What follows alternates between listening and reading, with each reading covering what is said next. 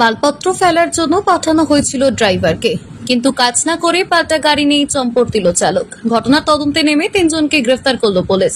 শিলিগুড়ি শহরের এক ট্রাক মালিক ড্রাইভারকে দিয়ে মালপত্র লোডিং আনলোডিং এর জন্য পাঠিয়েছিল, কিন্তু আজ নয় কাল করে গত 1 মাস ধরে ঘোরাচ্ছিল চালক। অবশেষে ড্রাইভারের খোঁজ করতে করতে যেখানে মাল আনলোডিং করার কথা ছিল সেখানে ট্রাক মালিক পৌঁছানোর পর যা দেখলো তাতেই চক্ষু চড়ক গাছ তার।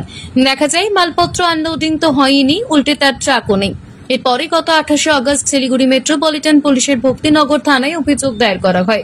অভিযোগের ভিত্তিতে তদন্তে নেমে পুলিশ অভিযুক্ত চালককে গ্রেফতার করে।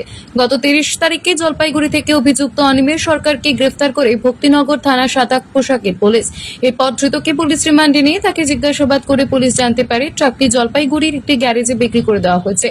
এরপর ওই গ্যারেজের কর্মচারী সচিন মাহান্তাকে জলপাইগুড়ি থেকে গ্রেফতার করে পুলিশ, কিন্তু ট্রাকের হদিশ পাওয়া যায়নি। পরবর্তীতে অভিযুক্ত গ্যারেজের কর্মচারীকে জিজ্ঞাসাবাদ করে জানা যায় ট্রাকটিকে টুকরো টুকরো করে কেটে বিক্রি করে দেওয়া হয়েছে শিলিগুড়ির সংলগ্ন ইস্টার্ন বাইপাসের অন্য একটি গ্যারেজে। পরে ইস্টার্ন বাইপাসের ওই গ্যারেজের কর্মচারী রাকেশ গুপ্তাকে গ্রেফতার করে পুলিশ। ধৃতদের আজ জলপাইগুড়ি আদালতে তোলা হয়। ঘটনার তদন্তে পুলিশ। তানিয়া সরকারের রিপোর্ট, পাহাড়িয়া টাইমস।